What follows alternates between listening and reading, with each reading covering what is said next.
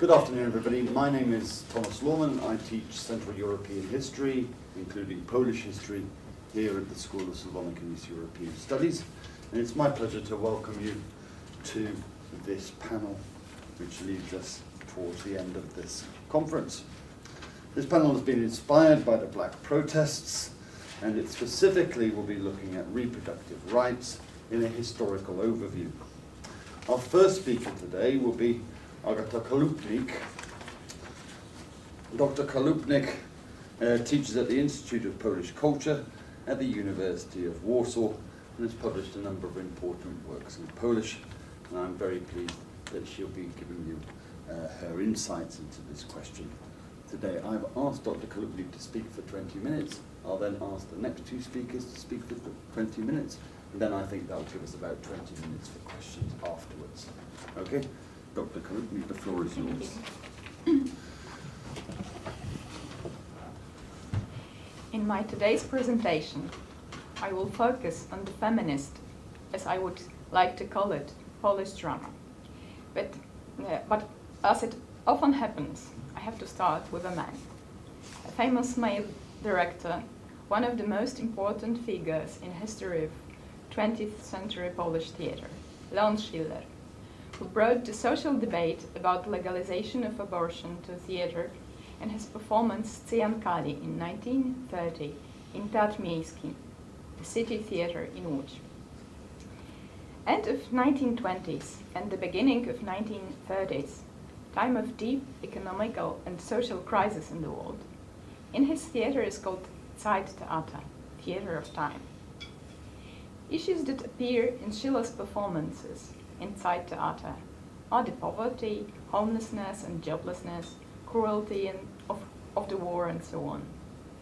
Cyjankali by German communist writer, activist and a doctor of medicine, Friedrich Wolf, is the only one of Schiller's performances in this period that focus on the women's rights and reproductive rights.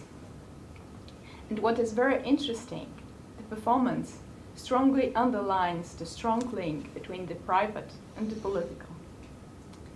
The heroine of the play, Heta, is a young girl, a factory worker, who loses her job and finds out that she's pregnant. Meanwhile, her fiancé, a labor movement activist and communist, gets imprisoned for organizing a strike. So it's not a good time for Heta for having a baby. She decides not to give birth to her child. She goes to the doctor, but he refuses to help her. Abortion in German is illegal, helping in the same time a middle-class woman who can pay more. The anti-abortion law is always much more threatening to women from lower classes, as it was at the beginning of the 20th century, still is at the beginning of the 21st century. Heta goes to a midwife, but she's afraid to help her, so she tries to make it herself, using some kind of metal instrument, and this is the quotation from the reviews of the performance. Some kind of metal instrument. What is important in Schiller's performance, she did it almost in front of the audience, in a small shop on the stage, just behind a curtain. The audience, after seeing the instrument, can hear her shout when she hurts herself. I think it must have been a strong scene in this strong, even if a bit didactic performance. Suffering after this operation, Heta gets Cyjankali from the midwife, a medicine that should help her to end the process. But her mother gives her too much of that medicine and she dies. Before her death, the police brings her fiancé in chains to her in the strong scene. It's quite melodramatic, I think. The end of 1920s and the beginning of 1930s are also years of political debate over legalization of abortion in Poland. In 1929, Tadeusz Bojżeleński publishes the first article from his cycle Krwawe Paragrafy, Bloody Paragraphs, that will be collected in the book Piekło Kobiet, The Women's Hell, starting well-known discussion about the tragic consequences of illegal abortion.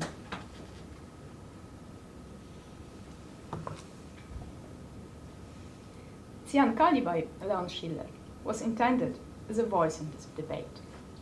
After the performance, he and his co-operator, Karol Adwantowicz, manager of City Theatre in Łódź, organized discussions with the audience, with invited lawyers, doctors, women activists. In the same time, during the performances, militias of the right-wing young activists started wrangles, breaking the shows, shouting, using tear gas. The police had to intervene many times. I think Polish theatre returned to this climate a year ago with Klątwa by Oliver Frillich in Teatr Powszechny in Warsaw. After this introduction, I'd like to focus on the plays written by women. But I wanted to start with Schiller's performance, because I think he set the frame for them, showing that theatre can take a voice in debate about reproductive rights and women's body, opening in Poland a new way of thinking about the role of theatre in the society. All the plays I will speak about were written between 1930 and 1934 and were staged before the war and almost never after. They are almost forgotten. So maybe there is the moment when I can say just a few words about the feminist project I have been participating in for last 4 years, that is called Hypatia, History of Polish Theatre. The aim of this project is to remind the role of women in history of Polish theatre. There is the internet page publishing the archival materials about Polish female drama and Polish female theatre artists. We're just finishing the process of publication of 3 volumes we prepared. And most important book that we're publishing, they should be ready next week, actually. It's the volume of drama written by female Polish authors that I co-edited. The volume presents 14 almost completely forgotten plays, and 3 of them will be published for the first time. So what I'm presenting now is just a part of this project. The first play I will present now is Justice, Sprawiedliwość by Marcelina Grabowska, written on stage in 1934. It's one of those 3 never published that we are gonna publish. So it's for me it's important event, I must say. And Sprawiedliwość seems to be strongly influenced by either by Schiller's Cyankali or just by Zeittheater poetics, or this way of thinking about the role of theatre in society. The heroine of the play is a very poor and uneducated woman, a servant, very shy and withdrawn. She doesn't even have a name and is just called number 14. She was sentenced to 5 years in prison for killing her newborn baby. She couldn't afford neither having a baby nor illegal abortion, as she explains to the son. She explains it to the son of the head of the prison, who promises to help her, to set her free if she does something to him. She resists the seducer for some time, but finally he manages to convince her that he can and will help her. But of course he doesn't do anything for her. Instead, she gets pregnant. The head of the prison, as the person responsible for safety, but somehow also for the bodies of imprisoned women, wants to learn who's to blame for number 14's pregnancy. But she decides to remains silent. To avoid consequences of her pregnancy, the head forces her to get rid of the baby. Such a solution of the problem suggests his son, Piotr, as we know, her seducer or abuser. And this time, number 14 wants to keep the baby, to redeem her sin, her previous blame, but she won't be allowed. The illegal operation is made in prison by a midwife who is imprisoned for the same crime. Right? Number 14 gets ill after that, but finally she gets out of the prison earlier. But before leaving, offended by the money offered to her by the head of the prison, she finally reveals the identity of her seducer, leaving his father broken. We have here all the topics of side theater, but also main topics of abortion discourse in Poland: poverty, lack of education, lack of autonomy, and hypocrisy of the so-called life defenders. Number 14 is imprisoned for killing her baby, and the system that is supposed to improve her makes her, in a way, do the same crime again, if we take the head of the prison as the figure of the system. Right? However, next two plays I will discuss present completely different way of thinking about abortion and the choice.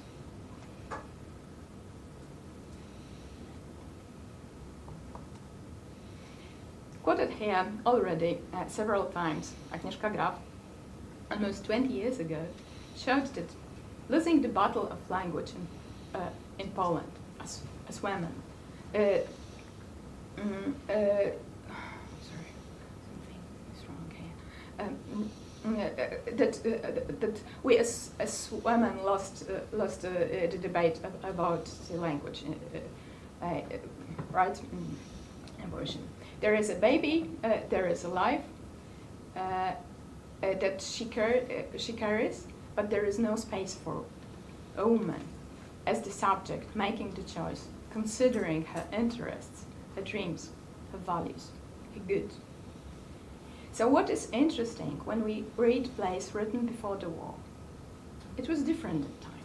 It was really different. Different language and different way of thinking about the choice was still possible.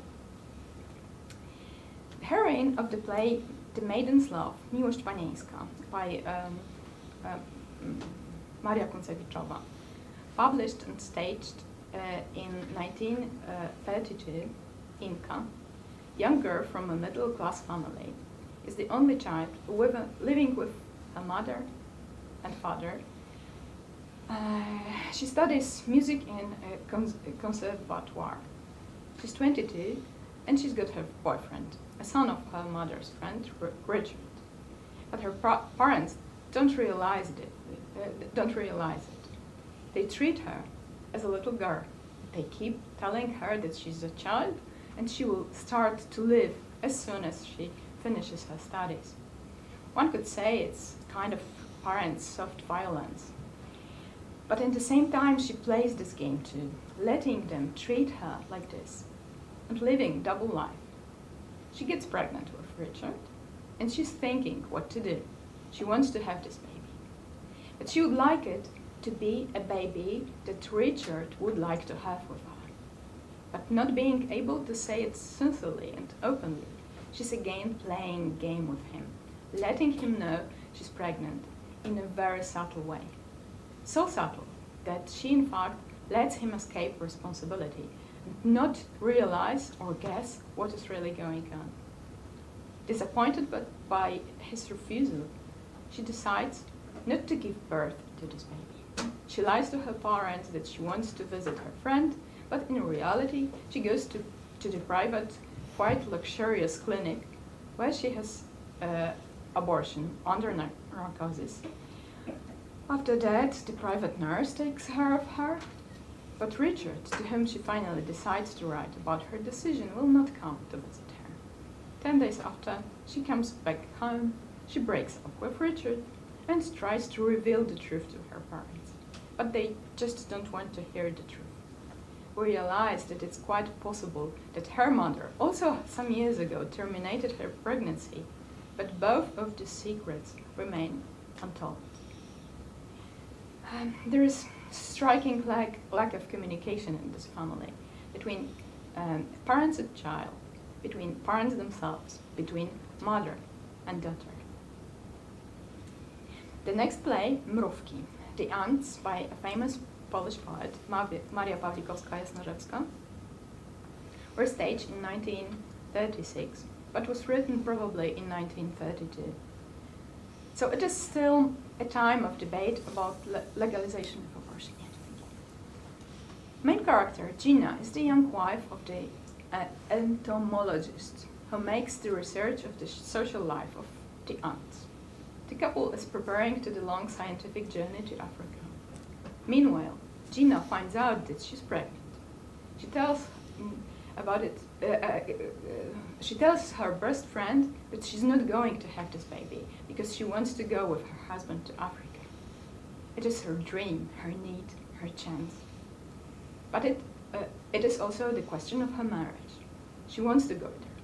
But her friend, who is interested in her husband herself, wants to keep Gina home. So she calls Gina's doctor, telling him that she knows that he will have problem if he helps Gina, because her family doesn't accept abortion. In the same time, she tells Gina's mother and mother-in-law that Gina is pregnant and she's going to have abortion. And of course, the mothers will not allow her to go to Africa and follow her dream. She has duties at home, duties to family, her baby, and most of all to nature, to the species. Her husband will go to Africa alone. This story is linked with the parallel story in the world of ants, in the first and the third act. It is the story of young ants, the future queens, preparing for the wedding flight. They don't know what waits them in the future. They believe they will spend their lives flying among flowers with their loved ones. But when they wake up after the flight, their wings are brutally cut off, and after the conception, they are made to produce eggs, the next generation of ants. They will be doing this to the end of their lives, as the slaves of reproduction. It is clear that for Pawlikowska-Jasnorzewska, this is the metaphor of the fate of woman. When there is such strong collision between the rights of individual and the community, and the rights of the rights of community will always win. The rights of the individual must be sacrificed. The rights of women individuals must be sacrificed. I'd say it is ironic woman's answer to the philosophy of Schopenhauer, but it is also very close to the notion of Simone de Beauvoir, de Beauvoir, for whom woman's fate is the immanence. Gina is definitely denied her transcendence. To conclude, I would come back to Agnieszka Graf's observation about women disappearing from abortion discourse in Poland. Here we can see something completely different. If one of the heroines of last two plays decides to give birth, the other one decides not to do this. It is quite striking how openly they consider the abortion, taking into account their own values, interests, and feelings. Both of them feel that they have the right to make a choice. Even if finally Gina is forced to keep the pregnancy, still she seems to have a space of freedom that I feel we are denied today. Thank you. Thank you very much. Thank you very much for that very clear presentation.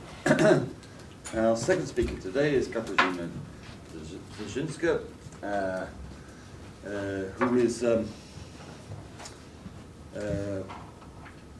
assistant professor at the Institute of Sociology at the Jagiellonian University, and whose academic interests include religion and politics in Europe, as well as the broader question of gender and politics in Central and Eastern Europe, and the transformations of collective identity. Today, Dr. Zielińska will be talking about the delegitimizing abortion in the Polish Parliament, a diachronic perspective. So we'll continue on the question or on the issue of abortion, but in different time zone in a way, because I'll be focusing on the time from the moment when the abortion was almost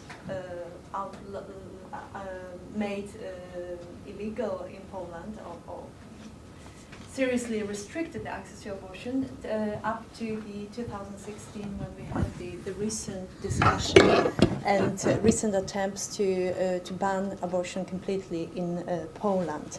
So if we look at the history and kind of context of the abortion debate in Poland, of course the crucial moments would be the mid-50s when the abortion was made legal in Poland by the communist government, and this is important of course, and it was legalized or accepted, or the access to abortion was also accepted due to difficult living conditions. So the sorts of social conditions, the social situation of a woman was served as a justification to make the decision and to have access to legal abortion.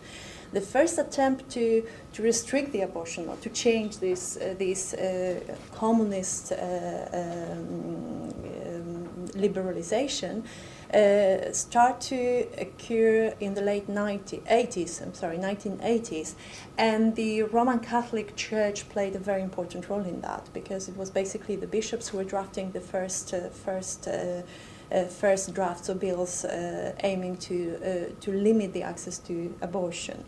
At the beginning of the 90s, also the discussions on the abortion, on the need to restrict abortion, start in the Polish Parliament. The first attempts happened already in 1991, but of course the most important debates start in 1993, which were in the end leading to the passing a new, much stricter law regarding the accession to abortion. And as we know, the law is still functioning, is still in force. However, recently, over the last 8 years, there were several attempts to actually make it even stricter, to get rid of some or all the points regarding the legal access to abortion. And of course, since the beginning of the 90s, we could also witness the various attempts, the social mobilization on both sides, those who were for making the access to abortion more difficult, and also those on the side of those who were basically trying to make the law or prevent the more restricted law to be introduced. So if we look at this debate about abortion, we can actually treat it as I found the discursive approach to this debate very fruitful. If we apply, I was using the theory of Laclaue Mouffe, who are using the discourse as a way of framing, understanding the reality, social reality, and basically they claim that every discourse is trying to establish a domination, a hegemony, and this means that basically the social reality is understood in a certain way, and if the given discourse achieves this status of hegemony, this would be very difficult to look, to understand, to go beyond the certain understandings and meanings which are attached to these views. They also understand public sphere as a space of discourses which are competing for dominations, and they are trying to establish a particular view of social, and this view is presented as objective, and in the end, if it achieves the status of hegemony, it basically it presents itself as objective, and it is often treated as taken for granted. So if we look at the debates on abortion in Poland through these lenses, we could basically understand the ongoing discussions as discursive struggles for domination, for hegemony. And of course, each hegemony or every system of domination, when it attempts to build its own credibility, it produces its own legitimizations. So we basically, in these discursive struggles, the acceptance and maintenance of the order depends on the quality, on the way the legitimization is used. So basically, what I was trying to do, it was to look at the debates, the parliamentary debates on abortion, by looking at the legitimizations which are used by both sides of the debate. So those who are for and who are against the liberalization of access to abortion. And to do so, I was losing. I basically had three mains with my project. It was basically to identify these different legitimizations, which are used for or against, but also to identify the changes over time. And also in reference to the already mentioned Agnieszka Graf's famous words saying that we lost the abortion debate because women were basically excluded from there, yes. So I wanted to see when did it happen, how did it happen, and if something has changed since the beginning of the 90s up to now, because it's over 30 years now, so is it still the same or there are new things happening there? And also, since these discourses are not only about the abortion, but very often they are also giving a certain, or maybe I should say that behind these discussions, we can also see the very particular understanding of community, of democracy, of an individual. So I was also interested in identification of, I wanted to identify how these state, individual, democracy are understood in these competing discourses about abortion. So in the research, I was using the Van Leeuwen concept of legitimization. His types, he distinguished a couple of main types of legitimization strategies. So he mentioned authorization, where the legitimization is made by references to the authority of the tradition, custom, law, or the persons or individual or institutional authorities. Moral evaluation would be these strategies of legitimization which refer to value systems. They also include positive and negative evaluations and comparison. Rationalization strategy basically makes references to the goals and uses of institutionalized social action, and they also refer to knowledge and also science. This particular strategy, rationalization, also includes particularization and universalization. And I will give you some examples later. And finally, mythopoesis. So this is a legitimization which is built through applying from using narratives which basically aim to legitimize action or punish non-legitimate actions. And I was focusing, as I said, on the formal public sphere. Therefore, I was basically using the material, my empirical material, were the debates from the Polish Sejm, lower chamber.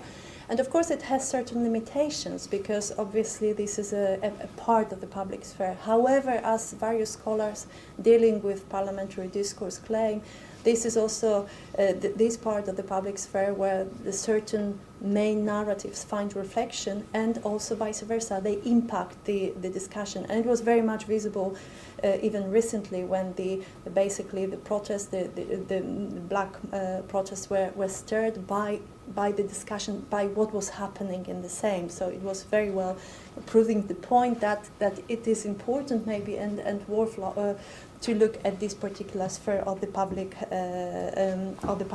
sphere. So this is the debates which I used in my analysis.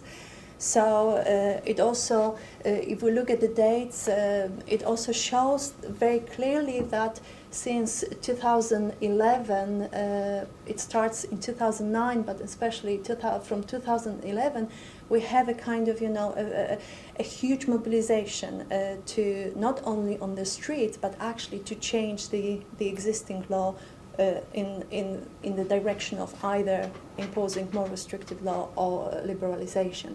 So as you can see, the first debates, as I said, happened at the beginning of the 1990s, and with the famous the kind of the setting, the whole scheme debate and the act, which was passed in 1993. Then in 1997, the bill was debated in 1996, but then the law was passed in 1997. This was actually liberalization of the abortion law. Then the social circumstances were added as a legitimate cause for having access to legal abortion. Then for some time, then it was made by the decision of the Constitutional Court. It was again limited. Then the debate comes back to the Parliament in 2006, when the then League of Polish Families wanted to change the constitution to include the clause saying about protection of life from conception. And then from 2011, we have, like every couple of years, we have attempts, the proposals, the bills to change the existing law. So clearly, we can see that in recent years we have a kind of proliferation of the discussions in the Sejm regarding the access law regulating abortion. So the analysis of the material allows for distinguishing, I would say, three main standpoints or discourses, as I call them. So one of them would be the discourse which claims, which tries to build the arguments for the liberalization of accession to abortion. And of course, on this side, it will be mostly leftist parties. And if we look from the beginning of the 90s, we mostly leftist or central leftist parties which would advocate for the relatively liberal access to abortion. I called them pro-choice, but it's a bit problematic. I get back to that later. Then we have, from the 1993 at least, in the recent debate, we also can see the discourse which is very much claiming the need to keep the compromise, basically, so-called compromise. Yeah, the compromise, the existing law, the law from 1993 is called compromise, and this is the basically standpoint which argues that we need to, or the discourse which is basically trying to build the case that we need to keep it as it is. Yes. And the third discourse, it will be the discourse for limiting access or banning abortion altogether. Yeah, and of course, well, maybe not of course, but in Polish case it will be right-wing parties, far right-wing, conservative and national parties, or nationalistic parties maybe I should say. I call them anti-choice. So basically they are for the limitation, for imposition of they are very much strongly advocate for the limitation to the of imposing the even stricter law on abortion. And what is interesting, if we look at the understanding of abortion itself, how these different discourses construct the abortion itself, we can see that basically both pro-choice and compromise camp, if we can say it, they basically see abortion as a medical procedure, but they evaluate it generally negatively. Yeah, they say that this is problematic, this is very unfortunate. However, under certain situations, we need to, allow for that. And of course, in the pro-choice group, it would be that they kind of make the spectrum of the conditions under which the abortion should be allowed wider than the compromise camp. Yes, in case of anti-choice, they don't even use medical kind of language. For them, abortion is murdering innocent children, killing people. This is something which is not accepted. So there is usually no possibility or no option for allowing abortion. And if we look at the legitimizations which are used by these different discourses, which can be found in these different standpoints. So definitely in the camp of the discourse for limiting access or banning abortion, they are using, well, all three, I would say, they use very similar types of legitimizations, but just the content is very often different. So they use authorization, and very often they refer to the international law, they refer to the Polish constitution, they refer to human rights, Universal Declaration of Human Rights. And what is very interesting, and in a way maybe a bit contradictory to what Agnieszka Grafs was saying, they actually bring women back, especially if we look at the recent debates. What is very striking, at least for me it was very striking, to find out that very often anti-choice politicians supporting anti-choice discourse or reproducing this, they would actually refer to women's health, the need to protect women, and also, occasionally to women's well-being. So maybe they don't use the women's rights language as such, but definitely this is a kind of, using this particular approach. So they also use rationalization, so definitely lots of references to science, to the rights and future of nation and universal ethics.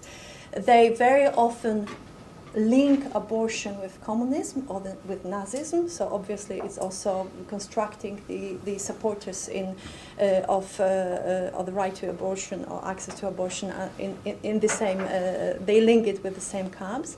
They also use lots of narrativization by comparison to genocide, politics of Nazis, stories of individual women who suffer from post-abortion syndrome. And they also use frequent religious legitimization. So just to, or maybe because I don't have that much time, so I think this will be a very good example.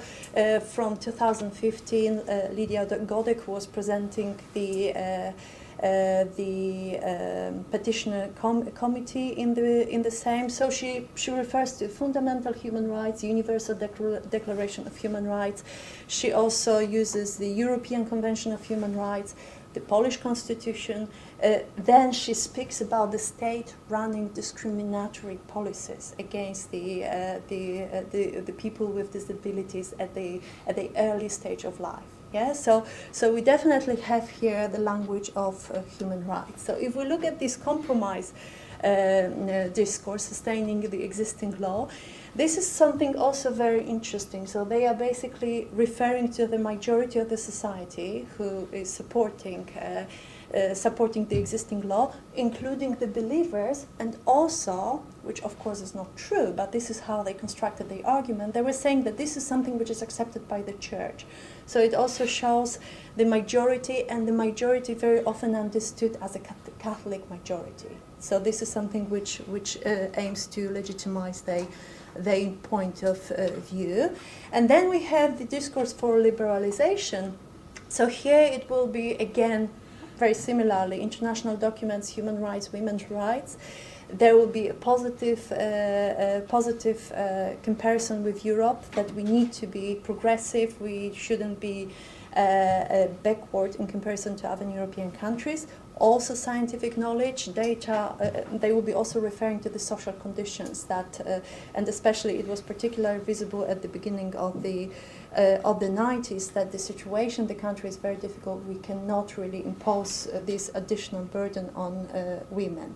And here, of course, the religious legitimizations will be quite rare. So just to give you some example, we need to legally and actually protect a human fetus, and this is something important, which when I was saying that they are pro-choice, I made a remark that, well, almost, because I think they are also very much stressing the need to protect the fetus life, or later some of the supporters of this view was also speaking about the unborn children, yeah, but just extending the conditions under which we sometimes need to intervene, and the conditions when the abortion should be legal. Sorry, because I don't have that much time, so I'll be skipping this as well. But here, the autonomous decision of the parents regarding their procreation, this is something that the states should protect. So if we look at this these argumentations of the legitimizations, how they were used over time, I must say that I was quite surprised how consistent it was, because I was somehow expecting that maybe something changed. However, the closer look was very much showing that what we have, it's a growing importance over time of human women's rights arguments in anti-choice discourse. Now this is something which is very interesting, because this is basically showing how the anti-choice supporters, they are basically overtaking the language of the other side. Yeah. So if Agnieszka Graf said that we lost the battle, so we could say that actually anti-choice people or camp is bringing women back. Yeah. But I would say also maybe not in a way we lots of feminists will be happy about, but they are in a way kidnapping the language of human rights, and they are using this to support their own arguments. What was also very interesting, there was a very visible universalization of arguments. If we look at the beginning of the 90s, there will be lots of arguments or legitimizations using the references to the Roman Catholic Church or to the bishops. And what happens recently, they will be saying it's nothing to do with Catholicism. It's nothing to do with Roman Catholic Church. This is universal. This is something, this is science-supported stress that the human life starts from the conception. Therefore, it has nothing to do with our religious views. Yeah? And this is, again, another very important strategy for building this hegemonization, that they try to link it with liberal arguments and also with build a very, very strong universal argument.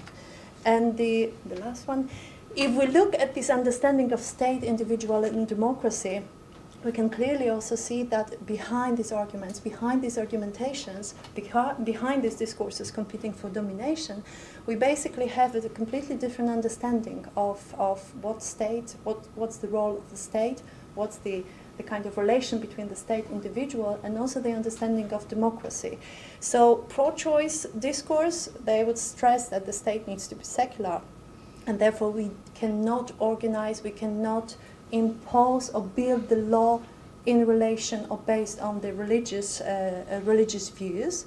We need to respect autonomy of individual women in the country, and of course democracy would be understood as respecting different views and including minorities. And this, of course, is also used as an argument that we cannot impose one view, worldview, Catholic worldview. In an anti-choice case, the state is represented as a moral community. So basically, we need to ban abortion to restore this moral community, and this was particularly visible in the 90s. And of course, the community is prioritized over individual. And democracy is very often understood as a representing majority. However, this majority is basically understood very basically without any, only as Catholics. Yeah. So this, of course, brings us back to this notion of nation, Polish nation being Catholic nation. Yeah, which we already had. Thank you very much.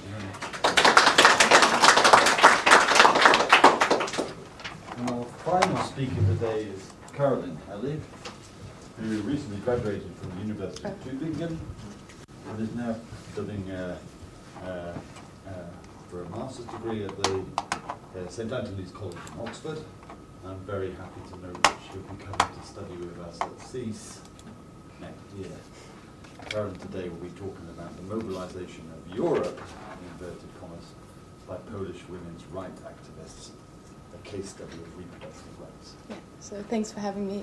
So I'm glad to present my master thesis project, which I just handed in 2 weeks ago, so I'm really also looking forward to your feedback and to get your impressions on it.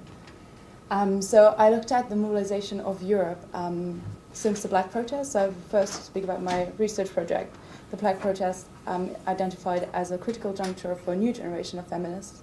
Then looking at the institutional mobilization of Europe, before I go into the discursive mobilization, looking at the civilizational argument and a legal argument, which actually I think really nicely interacts with what we just heard. So as a starting point, I also used Agata Chałupnik, who argues that accession to the European Union did not necessarily promote reproductive rights, women's rights by Polish women, for Polish women. And I was kind of puzzled by this because I kind of got there looking into the European Union being an act of really promoting human rights, reproductive rights. And this was not the case, so this is kind of the initial starting point. What is more, Poland, together with Ireland and Malta, made sure that reproductive rights are excluded from European legislation, as they are questions of moral significance. But at the same time, we can see with open borders that there is access to reproductive technologies just by crossing borders. So the whole national sovereignty is already challenged, and this kind of prompted the research. So I was looking into how and to which extent do Polish women's rights activist group Mobilize Europe, and how do they promote and preserve their reproductive rights this way. So here you can see parts of my research. So I did qualitative interviews with activists, mostly representing this new generation of feminists I'm talking about. Then I also participated in demonstrations, or as a participant observer, in 2016 in Warsaw, but then also 2018 in Warsaw and Łódź. And the whole thing was then analyzed by a qualitative grounded theory analysis. So here you can see 2018. So you see the self-proclaimed pro-life group on the right, on the left. And the liberalization protests. So I would argue that the Black protests acted as a critical juncture for this new generation of feminists, that they self-identify themselves as a new generation, and they're using fourth wave strategies, especially the use of social networks in order to connect and to cooperate. And the participation acted also as a very special event for women, bringing women into activism who have not been active at full reproductive rights, for women's rights. And to illustrate this, I have this quote from one activist from Dziewucha in Łódź, is like, I don't know, I'm quite new to being recognized as someone whose voice actually matters. We were also in feminism, activism, and politics like nobodies until last year, when we started organizing things, being recognizable somehow, and also feeling recognized by older generations, by older groups of feminists. So one activist in Warsaw says, it was so spontaneous that everyone actually could make their own event. It was really simple. If you wanted to do something, you just had to do it. And this did not just apply for the big cities, but also for small places. And this is something that women experience as something very special. So this new generation perceives itself as much more accessible, seeing that the older generation is kind of preventing younger women to enter, mostly also with its very academic language. Feminism in general is perceived as becoming more cool. It's emphasizing the notion of sisterhood and community, but then also equality. And this is also questioning neoliberal paradigms, as, for example, Reguska and Grabowska already stated in 2013, that stresses very much equality regardless of socioeconomic background. So as we've heard before, poverty is very influential on the access of abortion. And with open borders in the European Union, this gets even accelerated, I would say. And we have a very strong intersectionality with LGBTQ questions. So some of the activists I spoke to from Dziewucha, for example, they were also active organizing Manifa in Łódź, for example. So one activist in Łódź puts this way, saying, Dziewucha are a new generation of feminists, and there is an older generation. I'm not speaking about the age of the group involved, but some kind of mindset. The older group is more into the theory and has troubles in organizing events and reaching out to people. So especially talking to the people in Łódź, or the activists in Łódź, they felt like they were filling a void that has previously been open. So in Warsaw you have activism, you have groups, but in other places, and Łódź is the third biggest city in Poland, there was really a need and really a openness for this. So as one activist in Warsaw stresses it, I'm seeing that something is changing, but also what I see is that the feminist movement is not open for young women, especially in Warsaw. The circle is so hermetic. So while they challenge this, they also see still difficulties in accessing older generations. So if we look at the institutional mobilization, or the mobilization of Europe, first we can kind of differentiate between European Union institutions. So a big role is here played by members of the European Parliament. Interestingly enough, not Polish MEPs. So a main connection was the Green MEP and also the youngest MEP, Thierry Reintke from the Green fraction from Germany, which kind of also shows how the members of the European Parliament understand their mandate as a transnational mandate. And they are not just representing their own country. And Polish women's rights activists are really clever in also approaching them and using their connections. So All of Us is a campaign within the European Parliament encompassing all centre-left and leftist parties within the Parliament, promoting reproductive rights even if it's not part of the legislation. So for example, they published a publication on the Black protest, trying to reach out not just to a Polish audience, but actually to a European audience. And then we have individual political groups, for example, the Dziewuchy activists I spoke to, they cooperated very closely with the Green Party.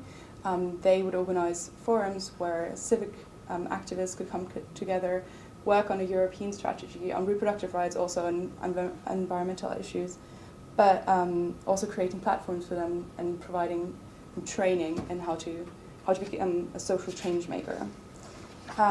Then the European Women's Lobby was also used as a way in order to create a platform, in order to form connections with other activists, feminist activists.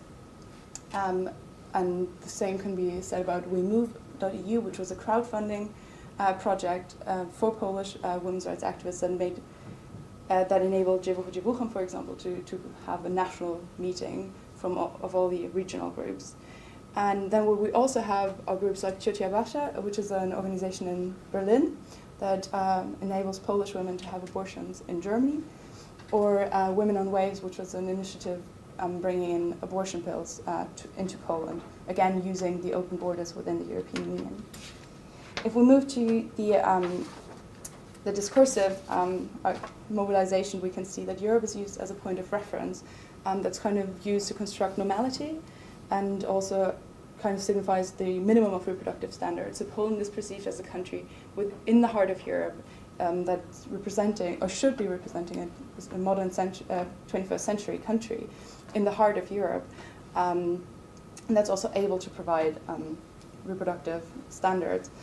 So this is invoked. Then sometimes there are references to other European countries, so drawing comparisons to, let's say, Germany or to the UK, but then also to Europe as a broader context.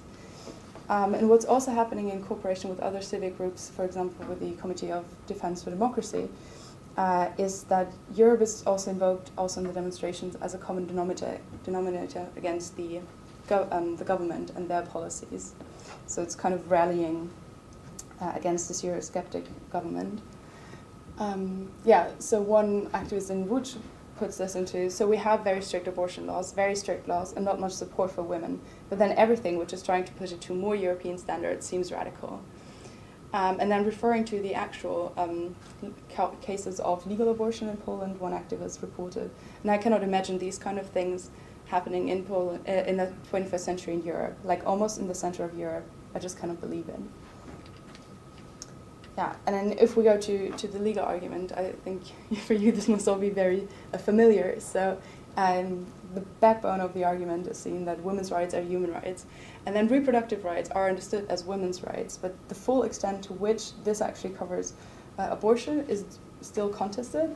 Also, if we look at polls concerning what did the Black protest actually signify, we see some people seeing it mostly as a call for liberalization, but the majority perceived it also from outside, not just activists, perceived it as an attempt to preserve the 1993 compromise rather than liberalizing it. So the European Court of Human Rights is perceived as a big safeguard for women in order to create as a safeguard. While EU citizenship, like coming back to the EU, was perceived as very important for their rights as activists, not necessarily for their women's rights or reproductive rights, but for their rights as activists. And what I found, which is here really tiny, but I think is a really big point is that the national sovereignty was not questioned by the activists. So no one called for reproductive rights to be part of a European legislation, and there's no trust expressed to the European Union being able to do this, but rather it's the Polish state that's called to bring about change.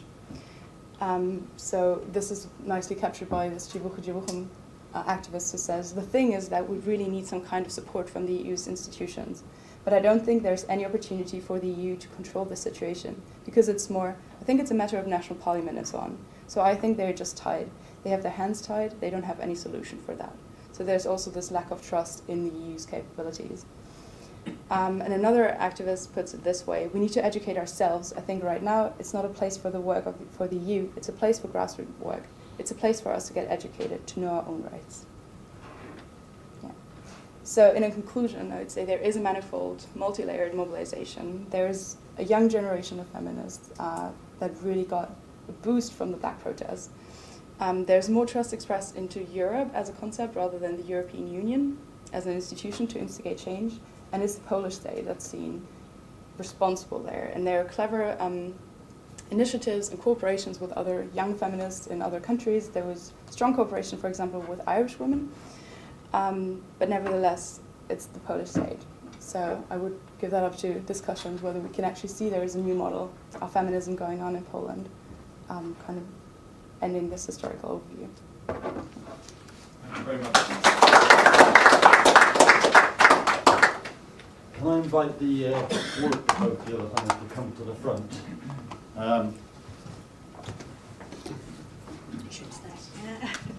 Please represent the papers at the front. Okay, yeah.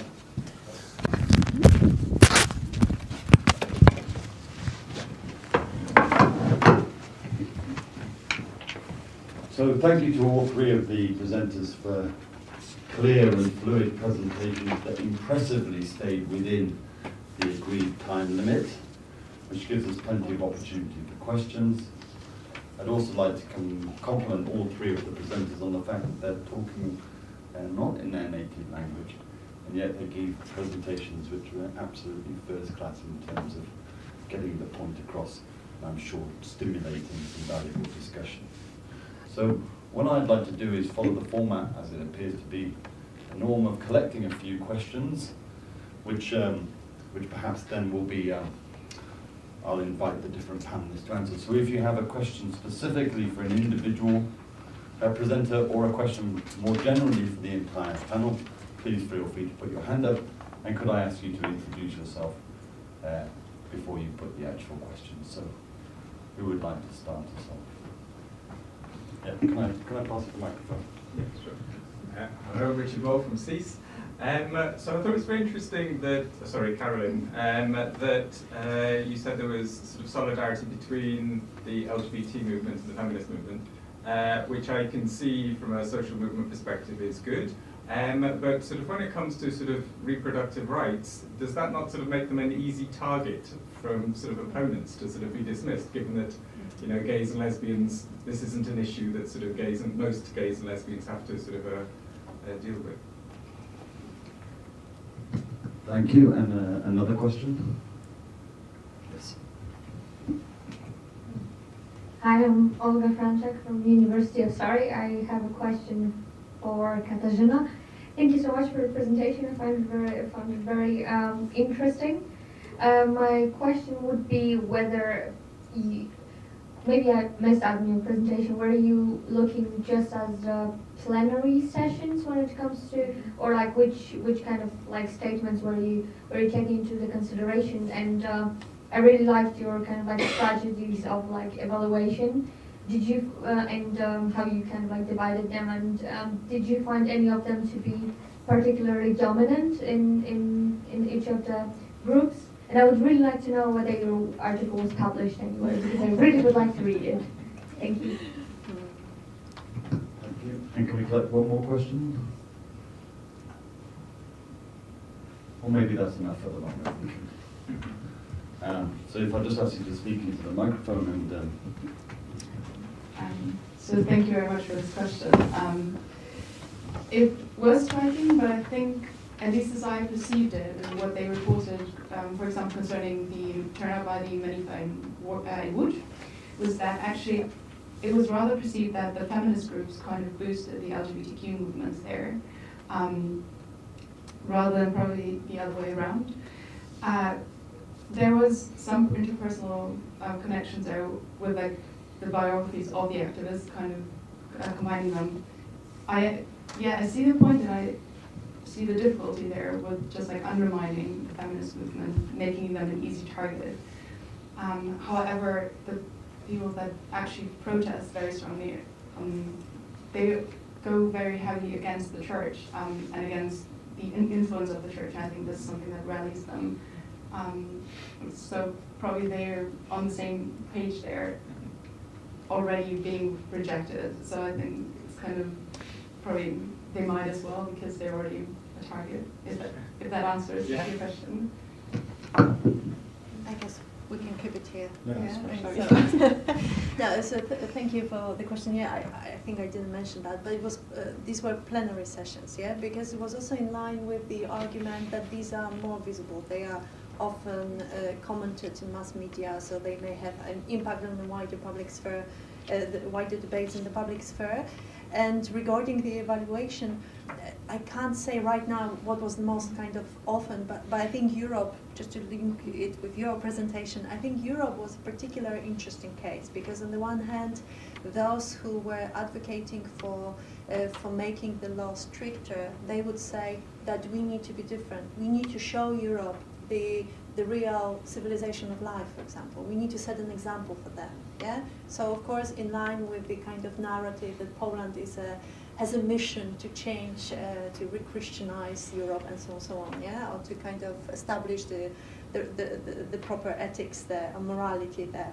And on the other hand, Europe was very often used as a kind of a good model. Yeah, that in comparison with Europe, we're kind of backward, and therefore we need to catch up. Yeah, or like in Europe, we need to establish certain standard for women's rights, for example.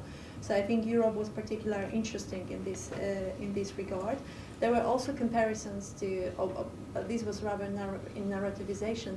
Definitely the comparison evaluation against the socialist times and the Nazis policies as well, because, and I stress that, but I think I didn't get back to that, that the liberalization of the abortion law was introduced by the communist government, and therefore, and this argument was particularly visible in the 90s, that it was basically about detaching, establishing a new type of moral community different than the one which was established by the communists. Regarding the paper, well, I'm working on that, and hopefully in autumn, I want to submit it somewhere. Yeah, so then we can be in touch.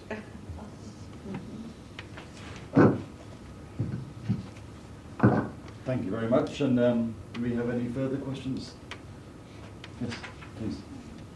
Question. Can you hear me? I'm white. Oh, yeah. It's okay. I think I can speak loud enough. I'm thinking, so I have a question, please, about the abortion, because I'm very interested in your idea that somehow the discourse is all about rights and not about religion. I wonder how far down that goes, if you know, because, for example, in sermons, which I would, just in parish churches, which I would have thought were a major place where this is actually raised, is it more religious? I don't know, actually. I'm sorry, because maybe collecting here. Sorry. No, I think Yeah. I think that. So I'm not sure.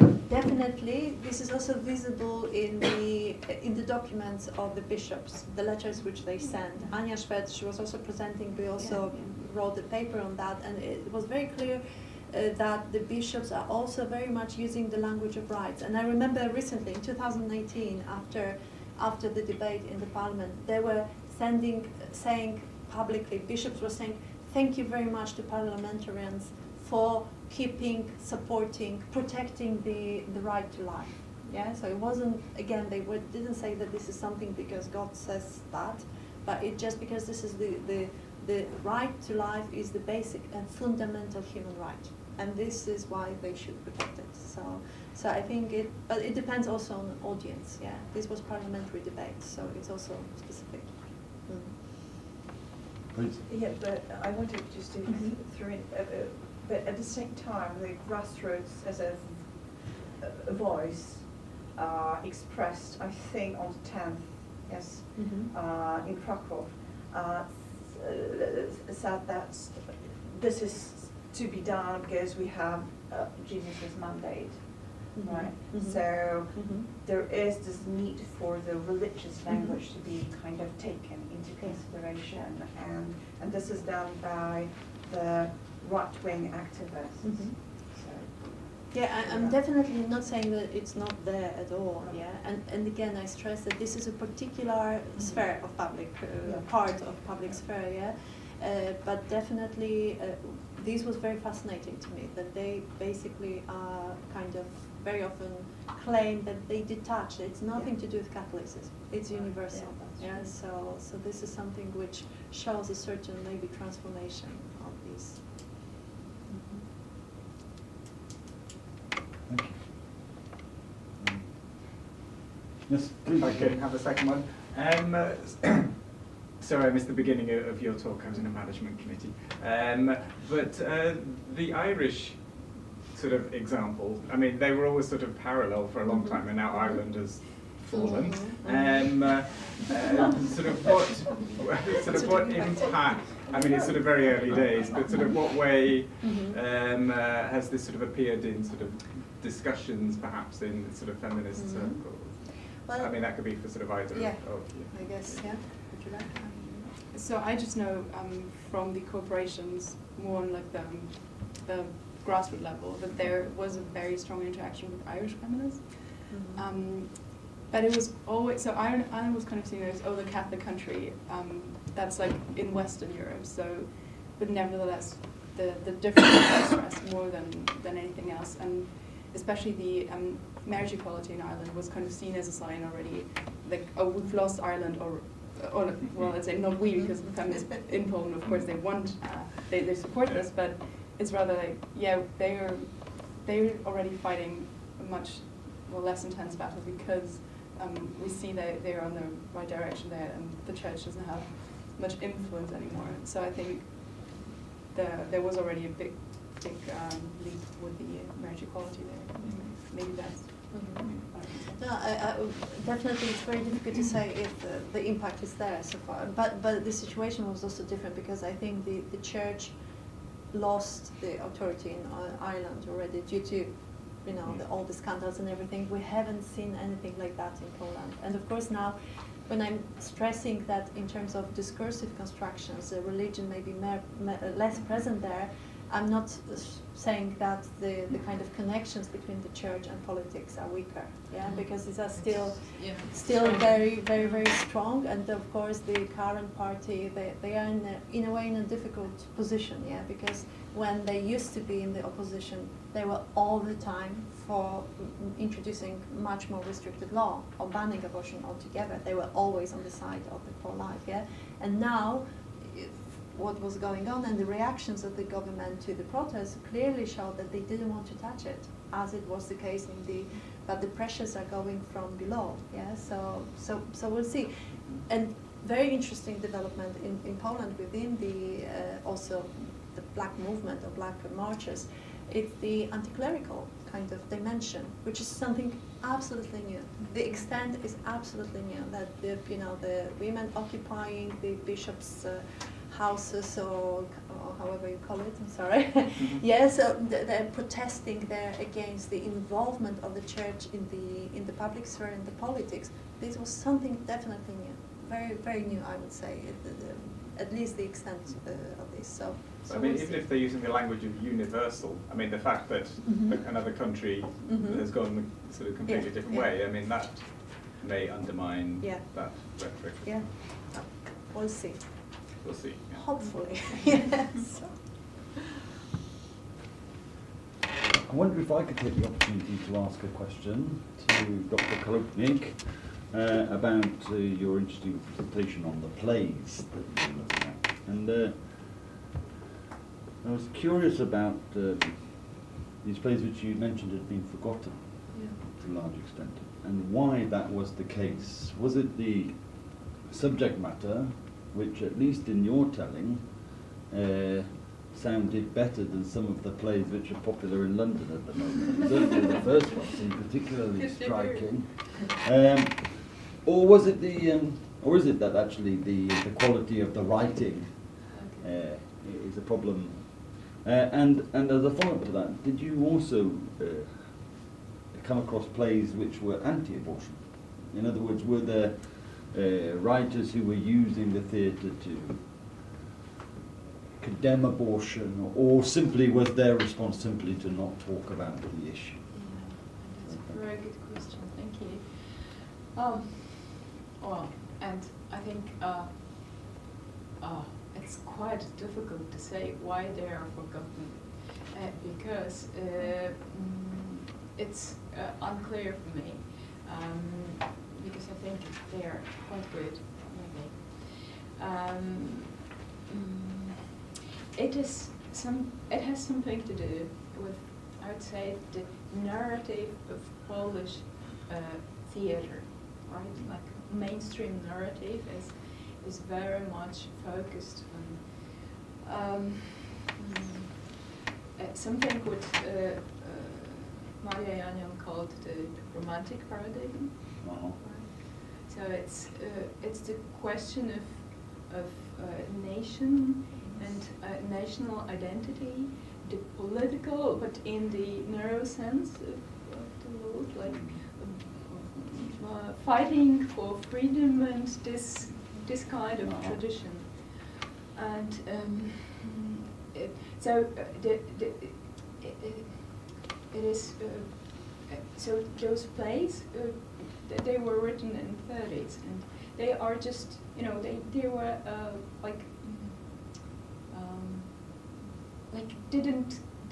never came into the canon, right? Uh-huh. Because there was no place for them in the mainstream narrative, right? And two of them were one of them were published before the war, but two of them were not. Not even published. Not even published. Oh. So we are gonna publish them for the first time. Oh.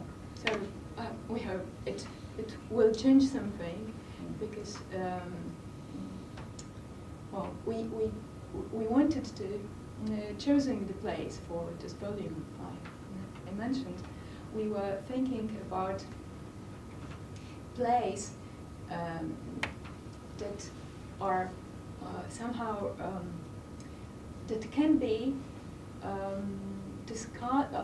can touch something that is important now, right? So like reproductive rights, for example. This is something we can refer to right now, like today, right? So, and I think they bring some new voice in this debate, because it's really striking, isn't it? Mm-hmm. Like something that in the modern literature and modern drama, contemporary drama, you don't meet so often, right? This language of really free choice, right? And actually, you asked about the anti-abortion plays, or just something would could. I think that one of those plays I was talking about actually could be something like this. This one, this Maiden's Love. Oh. This Number 14. No. This is the Justice. Oh, yeah. No, this is the one about the girl who's who is not able to discuss it, whether to have a baby with her boyfriend, right? Right. And I think it's she decides to have an abortion, but you can feel it's very unmature decision, like very stupid in a way, because she really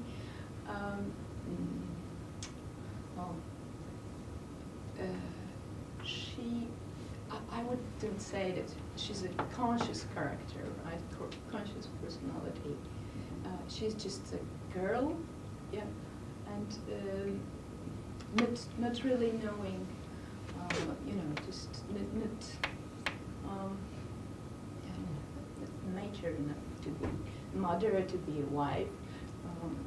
She isn't. She's not ready for life, right? Because of the model of education she gets. Mm. So it's interesting because it's not so clear. Yeah, Oh. it's something to discuss and to think about. So when you read it, you get quite confused actually by this. It's quite tricky, I think, quite subtle. Thank you. Thank you. I think we have one last chance for questions. We still have a tiny bit of time, but if not, then I think we can finish just a few minutes early with a round of applause for the participants who gave excellent papers. Thank you very much. Thank you very much. Thank you.